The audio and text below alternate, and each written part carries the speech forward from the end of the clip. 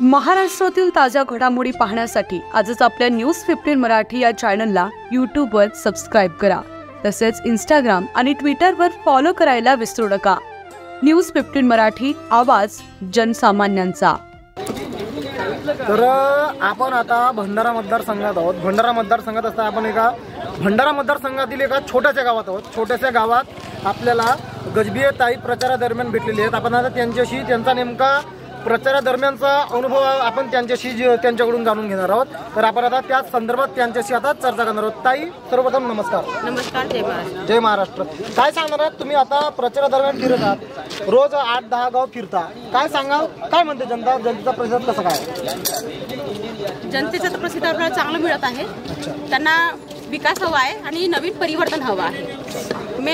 आपल्या क्षेत्रामध्ये बेरोजगारी खूप आहे, तर आपल्याला इथे कंपन्या आणून बेरोजगारी दूर करायची।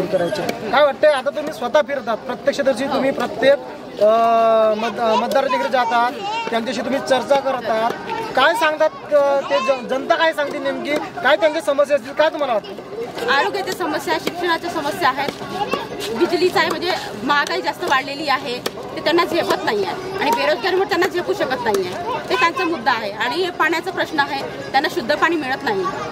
आता कुठेतरी प्रत्येक गावात नळाची योजना आहे, तर प्रत्येक गावात कुठेतरी बोरवेलची योजना आहे, मात्र त्या बोरवेलमधून शुद्ध पाणी येत नाही आहे, दूषित पाणी पुरवठा होतो आणि त्यामुळे कुठेतरी नागरिकांचं आरोग्य धोक्यात होत असते। आतापर्यंत जे काही आमदार होते त्यांच्याकडून अशा कोणत्याच पद्धतीच्या उपाययोजना करण्यात आल्या नाहीत। त्या संदर्भात तुम्ही काय सांगाल?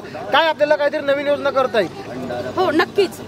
आम्हाला जर जनतेने सपोर्ट केला तर आम्ही नक्कीच त्याच्यामध्ये बदल घडवून आणू आणि लोकांना आम्ही शुद्ध पाण्याचा पुरवठा करू। आता आपल्या भंडारा मतदारसंघात सर्वात महत्त्वाचा मुद्दा म्हणजे की बेरोजगारी आहे।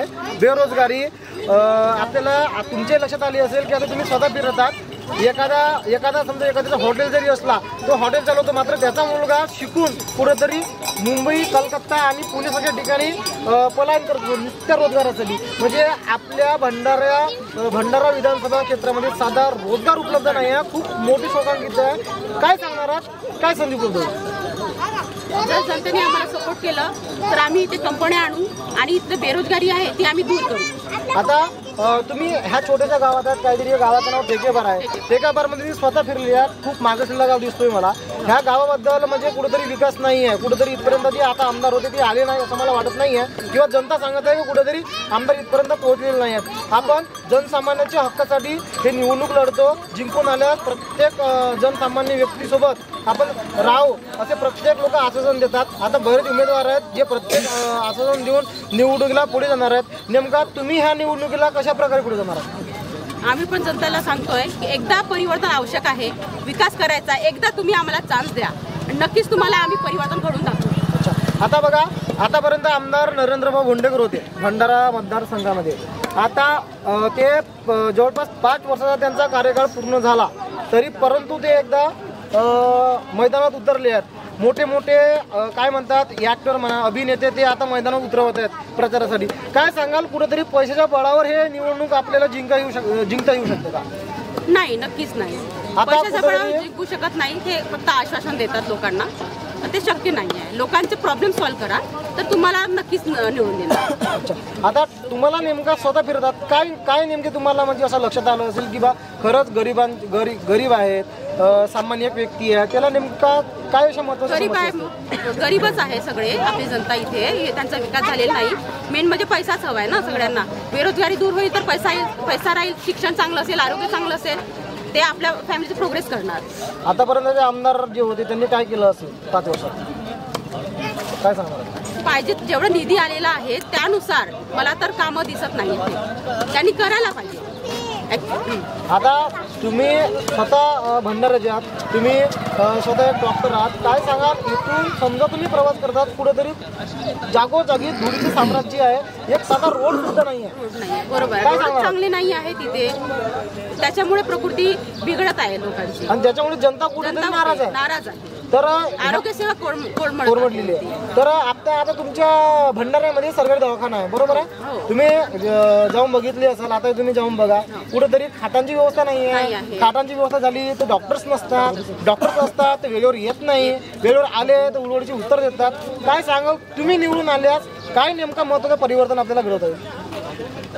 आपल्याला आरोग्य सेवा चांगली करायची आहे, विकसित करायची आहे. डॉक्टरचे मॉर्निंग इव्हनिंग नाईट जे असते म्हणजे सगळे डॉक्टर असायलाच पाहिजे, जेणेकरून जनतेला त्याचा लाभ होईल, आरोग्य सेवा मिळेल आणि रेफर टू भंडारा होणार नाही, याची मी दक्षता घेणार.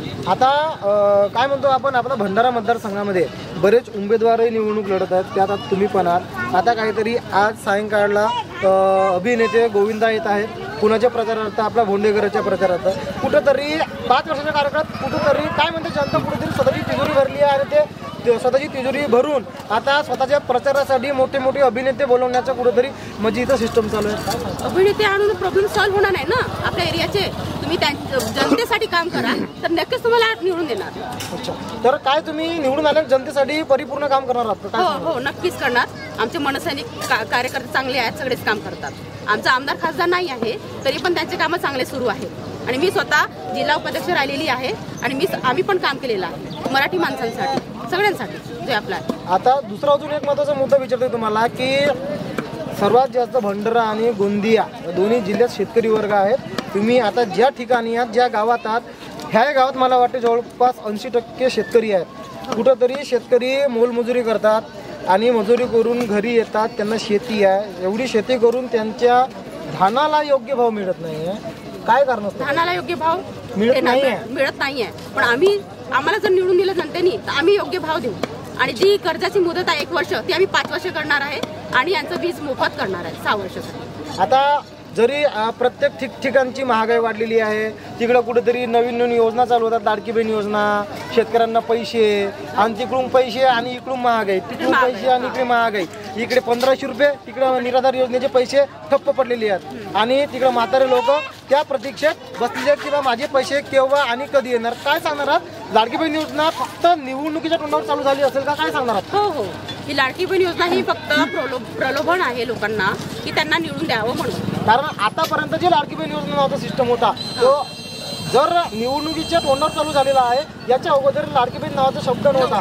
जर लाडकी बहीण जर खरंच असते सरकारची 5 वर्ष सुरू केलं, काय सांगणार त्या संदर्भात? हे सगळं मी जनतेला म्हणेल की आजच्या प्रलोभनामध्ये पडू नका. हे फक्त तुम्हाला वोटसाठी करत आहेत ते. म्हणजे काही गोष्टीपर्यंत मर्यादित आहे. इकडे महागाई वाढली आहे इथे आणि तेच पैसे आपल्याला देत आहेत.